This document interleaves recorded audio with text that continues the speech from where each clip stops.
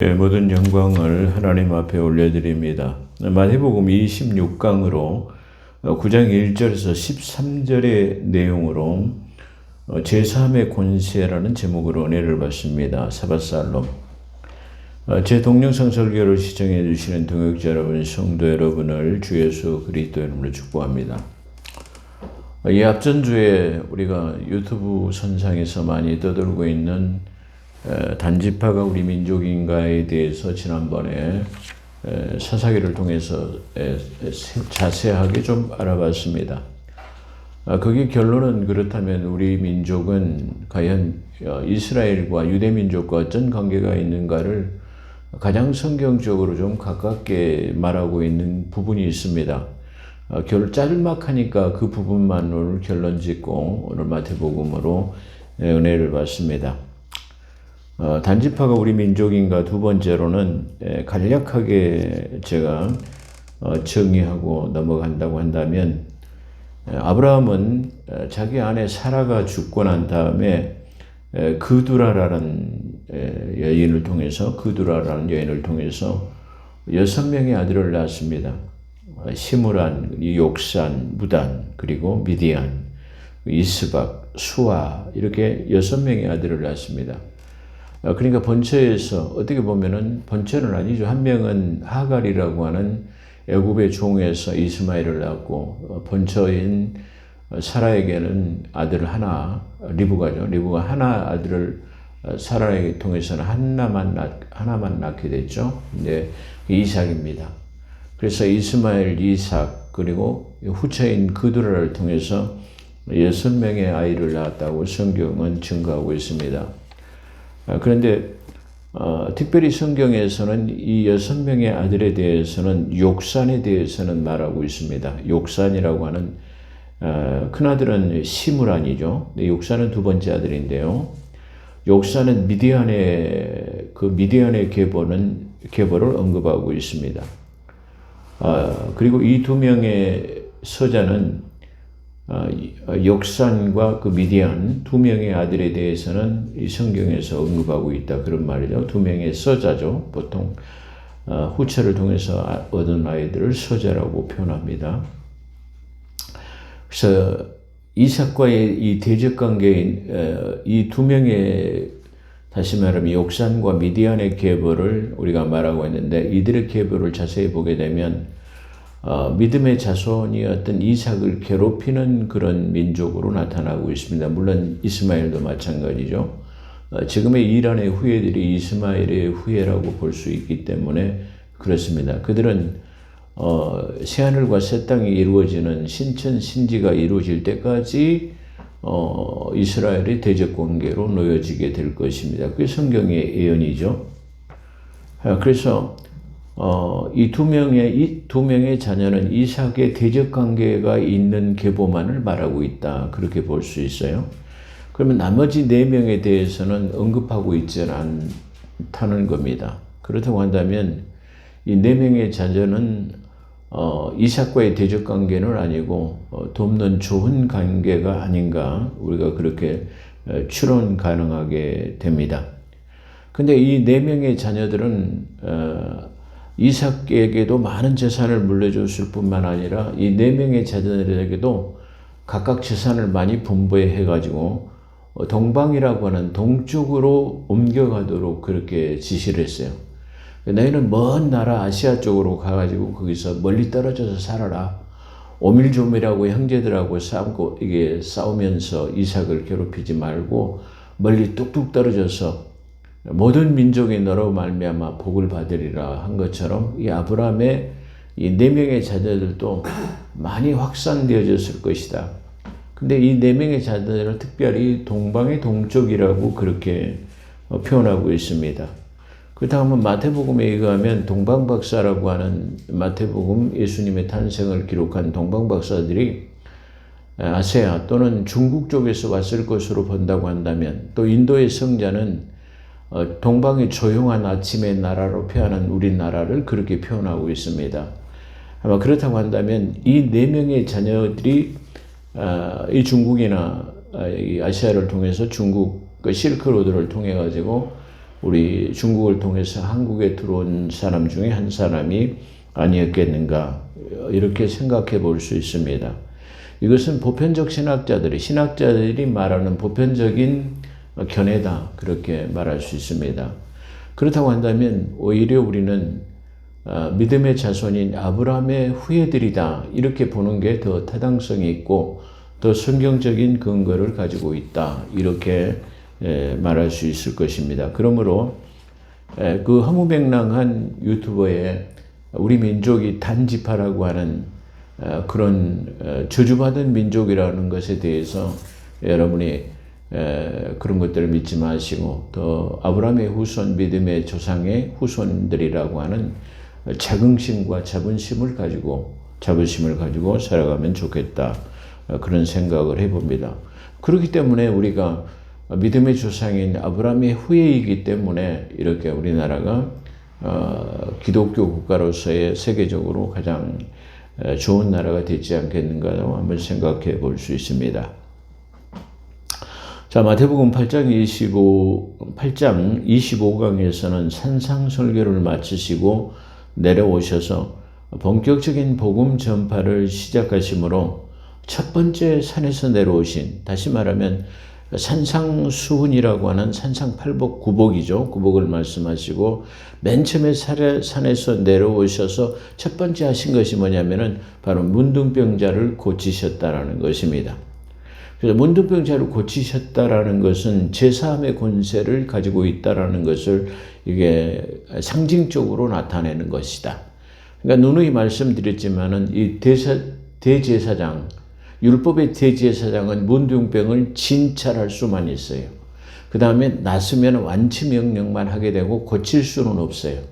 그런데 대제사장이신 예수 그리스도께서는 바로 문둥병을 고치심으로 제사함의 권세를 가지고 있는 부분을 말씀하시고 있다. 그렇게 볼 수 있어요. 그렇게 어떤 측면에서 본다면 여기서도 마태복음 9장에서도 나타나는 것이 제사함의 권세를 말하고 있는데 마태복음 8장에서 문둥병을 고치심으로써의 당신이 제사장이심을 나타내셨지만 그거를 믿지 않기 때문에 그 자기의 그 대제사장이심을 관철시키기 위한 후속 조치다. 이렇게 볼 수 있어요. 그렇기 때문에 이 중풍병자를 고치심으로 말미암아 내가 제사함의 권세를 가지고 있다라는 것을 말씀하시고 있다.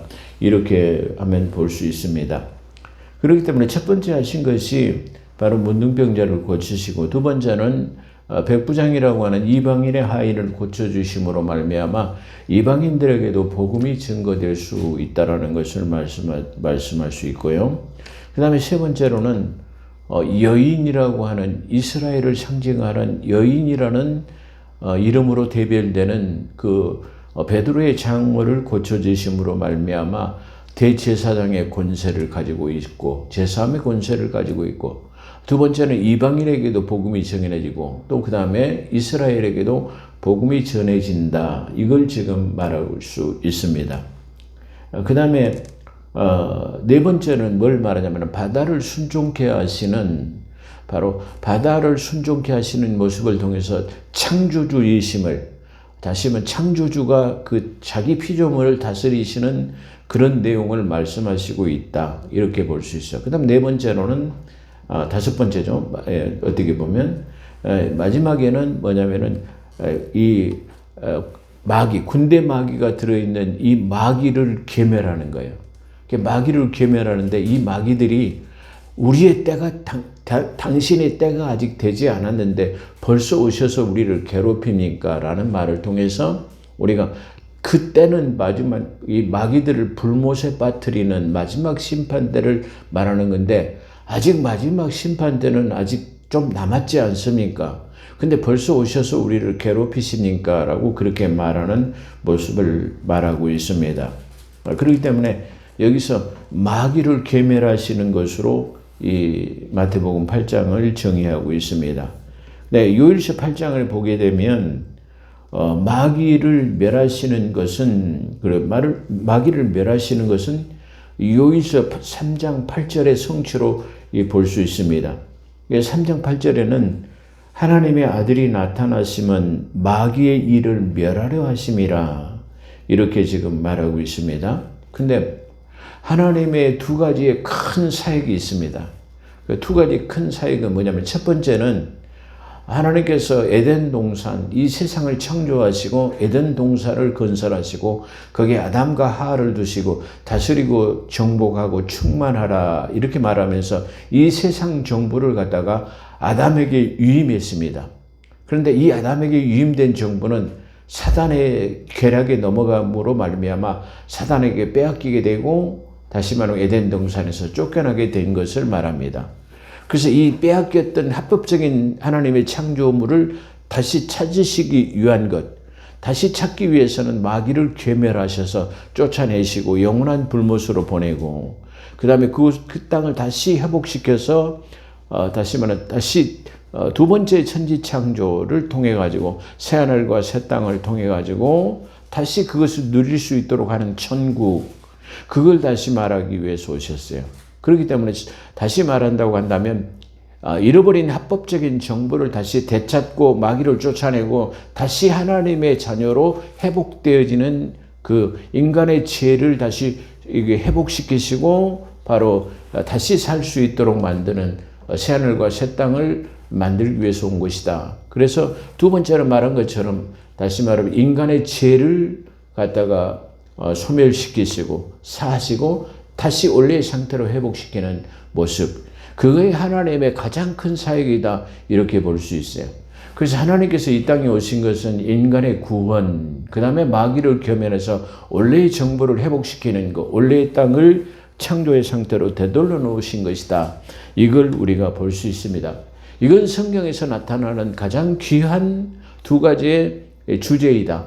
이렇게 우리가 생각해 볼 수 있습니다. 그렇기 때문에 하나님의 큰 사역은 마귀를 계면해서 잃어버린 땅을 다시 찾는 것, 그리고 사람이 죄악 때문에 영원히 죽을 수밖에 없는 것을 다시 원래의 상태로 회복시키는 이 두 가지 것을 가지고 이 땅에 오셨다. 이렇게 말씀드릴 수 있습니다. 이거에 지나 어떻게 보면은 마태복음 28장을 8장이죠. 이 마태복음 8장을 정의하는 다시 말하면 그런 압축된 내용이다 이렇게 볼 수 있어요. 마태복음 8장은 뭐냐 이렇게 우리가 단순하게 말할 수 있다 그렇게 볼 수 있습니다. 그렇기 때문에 이 마태복음 9장은 마태복음 8장의 연장선상에 있다고 보면서 마태복음 8장에서의 문둥병을 고치신 것에 대한 기록을 지금 여기서 다시 당신이 제3의 권세인 제사장을 나타내시는 것이다 이렇게 볼 수 있습니다. 그래서 9장 1절에서 보면 예수님께서 배에 오르시니 건너가 본 동네에 이르시니 이렇게 되어 있습니다. 여기서 본 동네는 마가복음 2장을 근거로 볼 때 가버나움으로 볼 수 있습니다. 어떻게 보면 원래 태어나신 곳은 갈릴리지만 갈릴리에서 그렇게 멀지 않은 일종의 어떻게 보면 시골 동네에서 이 가버나움은 읍내라고 말할 수 있는 비교적 상권이 원활한 그런 곳이다라고 말할 수 있어요. 그래서 복음을 효과적으로 증거할 수 있는 것이 바로 이 가버나움인데, 아마 갈릴리에서 나오셔서 이 가버나움의 어느 곳에 일정하게 좀 유숙할 수 있는 적어도 자기 집은 아니지만 거기서 마음 놓고 복음을 증거하실 수 있는 어떤 유숙할 수 있는 곳이 그곳에 있지 않았는가 그렇게 볼 수 있습니다. 그렇기 때문에 이 가버나움을 본 동네라고 그렇게 표현하시고 있는 것은 바로 그런 뜻이다 이렇게 볼 수 있습니다.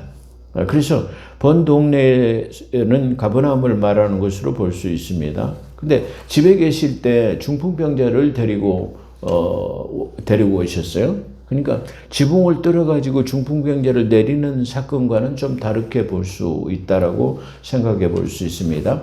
그래서 중풍병자들을 데리고 오니까 사람들이 데리고 오거늘 예수께서 그들의 그 그들의 믿음을 보시고 고쳐주셨다라는 말이죠. 그들은 바로 최소한도 중풍병자인 병자 단수를 사용하지 않고 그들이라고 하는 복수를 사용했다라는 말은 바로 그 중풍병자를 데리고 온 사람들의 믿음을 보시고 하나님께서 고쳐주셨다. 그러니까 다시 말하면 이 믿음의 사람들이 예수 그리스도께 나가면 중풍병을 고칠 수 있다라는 믿음을 가지고 한번 우리가 데리고 가보자 말이야. 이렇게 해가지고 뭐 침상에다가 데리고 왔든지 아니면 부축해가지고 데리고 왔든지 그렇게 데리고 왔는데 그 사람들의 믿음을 가지고 보고 고쳐주셨다. 그렇게 말씀드릴 수 있습니다. 그래서 여기서 작은 자야라는 말은 이 앞전에 소자야 그렇게 말하는 것을 볼 수 있습니다. 근데 이 다른 번역 성경에서 보면 아들아 이렇게 말하고 있어. 소자나 아니면 작은 자야 이 말은 다른 말로 하면은 아들아 그렇게 표현할 수 있는데요. 다른 번역 성경은 아들아 기운을 내라 내 죄를 용서받았느니라 라고 이렇게 말하고 직역을 하고 있습니다. 그렇기 때문에 지금 예수님께서 네가 제사함을 받았느니라 이렇게 말하니까 바로 이 서기관들이 참남되도다 말이야. 바로 다시 말해 신성모독을 하는 거다. 다시 말해 하나님의 이름을 도용한다, 참칭하고 있다라는 말을 참남되도다 또는 신성모독하고 있다 말이야. 그렇게 말하는 거다. 그런 말이에요. 그러니까 예수님께서 말하시기를 그들의 속마음을 아시고 그들의 악한 마음을 아시고 내가 일어나 걸어가라 말하는 거다고 내가 제사함의 권세로 너를 죄를 사했노라 이렇게 말하는 것 중에 어느 말이 쉽겠느냐 말이야. 당연히 말이야. 일어나 걸어라 이렇게 말하는 것이 쉽다 말이야. 그러나 내가 그렇게 말하지 아니하고 네가 제사함을 받았느니라고 말하는 것은 내가 제사함의 권세를 가지고 있다라는 대제사장으로서의 이 땅에 오셨다라는 것을 말씀하기 위해서 더 어려운 말을 사용한 것이다. 이렇게 표현할 수 있어요. 그렇기 때문에 보편적으로 이스라엘의 율법의 대제사장은 1년에 1차 7월 10일이라고 하는 대속제일에 바로 성소에 들어가서 1년에 한 번 염소의 피로서 이스라엘의 온 백성의 죄를 갖다가 성결케 하는 예식을 1년에 한 차례씩 해야 돼요. 그것도 염소의 피로 하는 거예요. 근데 예수 그리스도께서는 당신의 피를 가지고 단번에 영원한 성소에 들어가신 그 대제사장의 권세, 당신의 피가 아니라도 당신은 하늘의 반차에 멜기세덱의 반차에 따른 대제사장으로서의 인간을 얼마든지 죄를 성결케 하실 수 있는 분이다라는 것을 나타내는 것입니다. 그렇기 때문에 어떻게 보면 히브리서는 바로 그 하나님이 그 율법에 어떻게 율법을 성취되었는가를 히브리서에서 대제사장으로서의 잘 말씀하고 있다. 이렇게 볼 수 있는 것입니다. 그렇기 때문에 예수께서 그 생각을 하시고 누구죠? 서기관의 생각을 하시고 서기관은 누구죠? 바로 하나님의 말씀을 가르치는 선생들을 말할 때 서기관 그렇게 말해요. 이 서기관은 유대인을 대신해 가지고 하나님의 말씀 맡은 자라고 말해요. 사도 바울은 로마서를 통해 가지고 저 이스라엘 사람들이 유대한 것이 뭐냐 말이야. 이스라엘 사람들이 유대한 것이 뭐냐? 그러면 첫 번째로는 그들이 하나님의 말씀을 맡은 것이라는 거예요. 그들은 하나님의 말씀을 맡아서 보존하고 편찬하고 또 이게 반포하는 일을 해야 하는 것이 바로 저 이스라엘 유대인들에게 맡겨진 가장 귀중한 사명이다. 그게 서기관이다. 그렇게 말할 수 있어요. 오늘날의 서기관은 바로 오늘날 서기관은 아니지만 서기관 같은 임무를 하는 사람이 누구냐 그러면 바로 오늘날 목회자다, 목사라 그렇게 말할 수 있어요. 그래서 목사는 성경을 가르치는 성경교사라야 된다는 것을 항상 제가 누누이 말하는 거예요. 그래서 목사는 항상 성경을 가르치려면 항상 읽는 것과 가르치는 것을 창념해야 돼요. 읽는 것을 특별히 게을리하지 않고 그 읽는 것 속에서의 하나님의 의를 깨닫고 하나님의 의도를 깨달아서 하나님의 의도를 백성들에게 자연적으로 잘 선포하는 것이 바로 목회자의 덕목이다. 이렇게 말할 수 있는 것입니다. 그래서 주님께서는 그 서기관의 생각을 아시고 그 악함을 아시고 말씀하시기를 하는 말과 그렇게 말하십니다. 예수께서 그 생각을 하시고 이르시되 너희가 어찌하여 마음에 악한 생각을 하느냐? 내 제사함을 받았느니라 하는 말과 일어나 걸어가라 하는 말이 어느 것이 쉽겠느냐? 당연히 일어나 걸어가라 말하는 것이 쉽지만 그러나 인자가 세상에서 제사하는 권능이 있는 것을 너희에게 알게 하려 하노라 하시고 라고 말했습니다. 여기서 특별히 인자라는 말도 요한복음에서 인자라는 말을 많이 사용했는데, 인자라는 말은 하나님께서 육신의 몸을 입고 사람과 같이 되심, 그 하나님의 사람의 몸을 입고 오신, 그걸 말할 때 나는 인자라, 나는 사람의 몸을 입었노라는 표현을 말할 때 인자라, 그렇게 말씀하시는 겁니다. 그러니까 인카네이션, 하나님이 사람과 함께 하시다. 가수 임마누엘이라고 하는 거죠. 그래서 그걸 나는 사람으로 모습으로 너희와 내가 이 땅에 와서 너희와 함께 한다라는 말을 통해서 나는 인자다, 그런 말이에요. 어떻게 보면 아주 친밀감을 갖게 하는 거죠, 하는 말이죠. 그러니까 나는 주다 말이야, 나는 그리스도라고 항상 말하시면 어떻게 보면 좀 거리감을 두는, 두려워하는 그런 것이 있다고 한다면, 오히려 인자라고 표현하는 것은 다정다감한 사람과 친밀함의 교제를 누리기 위한 그런 표현이 아닌가, 그렇게 한번 생각해 볼 수 있습니다. 그래서 인자라는 말은 바로 그런 뜻으로 우리가 생각해 볼 수 있습니다. 그래서 세상에서 죄를 사하는 권능을 있는 줄을 너에게 알게 하노라 하시고, 중풍병자에게 말씀하시기를 일어나 내 침상을 가지고 집으로 가라 하시니, 그랬어요. 제사함을 먼저 하게 하시고 그 다음에 일어나 집으로 돌아가라, 네 침상을 가지고 돌아가라, 일어나 가라 말이야, 이렇게 지금 하신단 말이에요. 그러니까 그가 일어나서 집으로 가거늘 무리가 보고 위하여 이런 권능을 사람에게 주신 하나님께 영광을 돌리니라. 제3의 권세를 주신 하나님께 영광을 돌렸다라는 말은 아까 서두에 말한 것처럼 마태복음 8장에서 산상수훈을 끝내시고 맨 처음에 내려오셔서 문둥병을 고치셨다라는 말은 문둥병자를 고칠 수 있는 분은 대제사장이다라는 말이에요.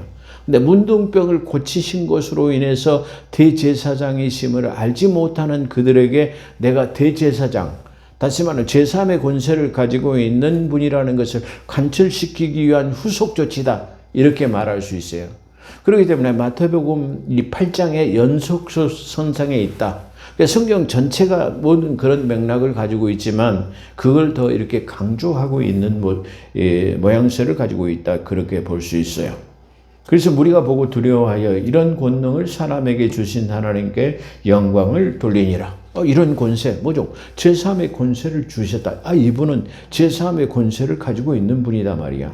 그러니까 일어나 걸어라 말하지 않았어도 바로 내가 내 죄를 사했노라 명하시니까 그들가 고침을 받았다라고 하는 겁니다.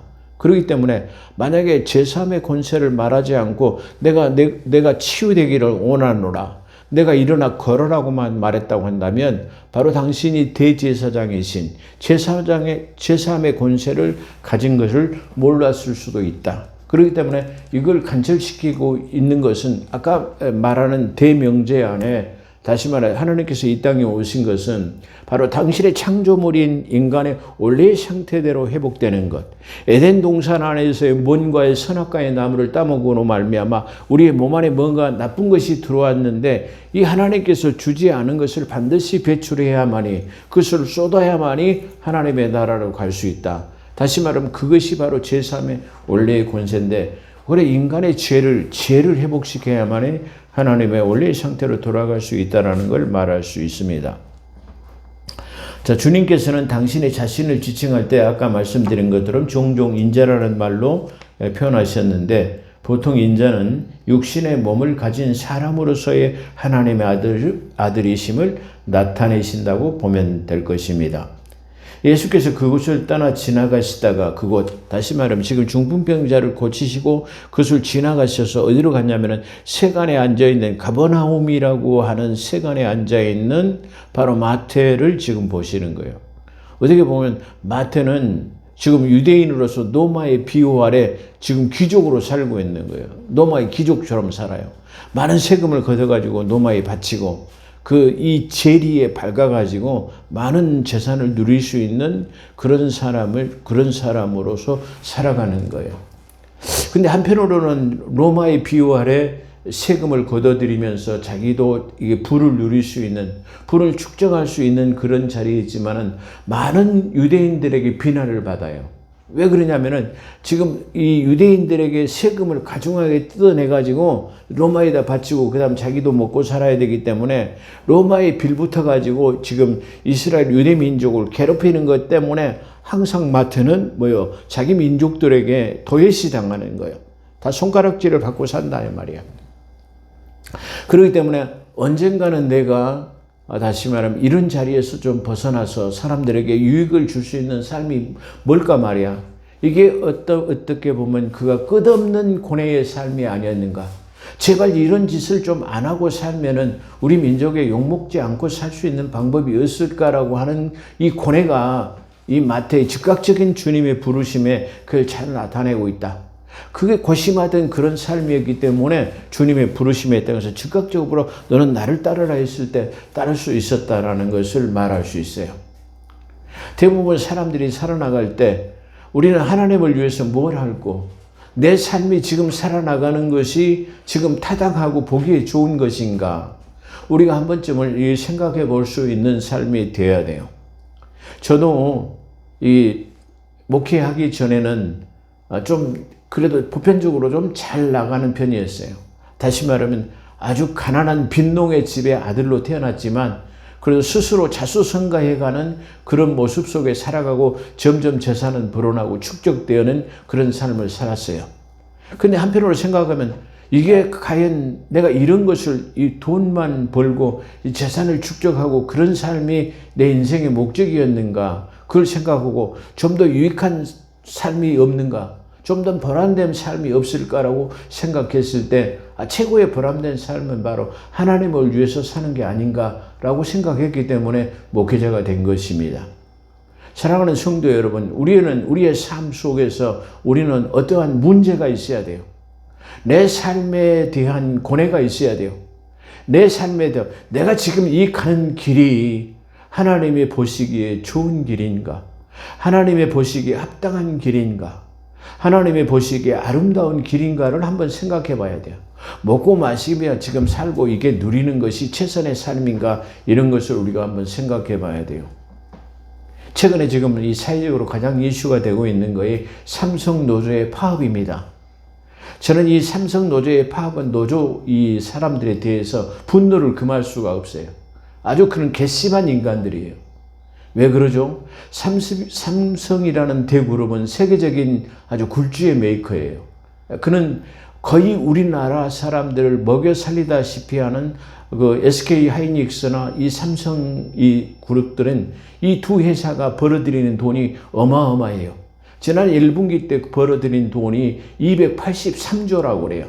약 300조에 가까운 돈이에요. 이 300조는 얼마입니까? 우리나라 국가 예산이 600조에서 약 700조가 돼요. 근데 그 700조가 되는데 절반 약 40%에 가까운 돈을 갖다가 어디서요? 그 사람들이 벌어오는 거예요. 다시 말하면 삼성에 근무하고 있는 노조원들이 9만 명이라고 그래요. 9만 명이면 한번 생각해 보세요. 1인 가족 4명, 이게 4명이라고는 4, 9, 36 몇 명이에요? 360만 명을 먹여 살리는 거예요. 360만 명을 먹여 살리는 거예요. 360명이랑 60만 명이라면 얼마인가요? 전라남도 전체 인구가 약 400만 정도밖에 안 돼요. 그러면 전라남도 한 인구를 먹여 살리는 거예요. 그런데 그런 데를 지금 파업을 해가지고 그 파업 기간 동안에 손해를 30조라는 돈을 다시 말하면 손해를 본다고 해요. 근데 그들이 지금 받는 월급도 적은 월급이 아닙니다. 연봉이 1억 5천이에요. 우리가 쉽게 한번 생각해 볼까요? 연봉 5천, 1억 5천은 한 달에 쉽게 표현한다면 1,500만 원이에요. 이 1,500만 원을 다시 말하면 주 5일제를 통해 가지고 한 달에 20일 일하고 얼마를 받아가요? 1,500만 원이라는 돈을 받아가요. 30일 일한다고 봤을 때 하루에 임금이 얼마냐면 50만 원의 월급이에요. 그 20만 원으로 추정했을 때 하루 일당이 얼마냐면 75만 원의 돈을 받아가는 거예요.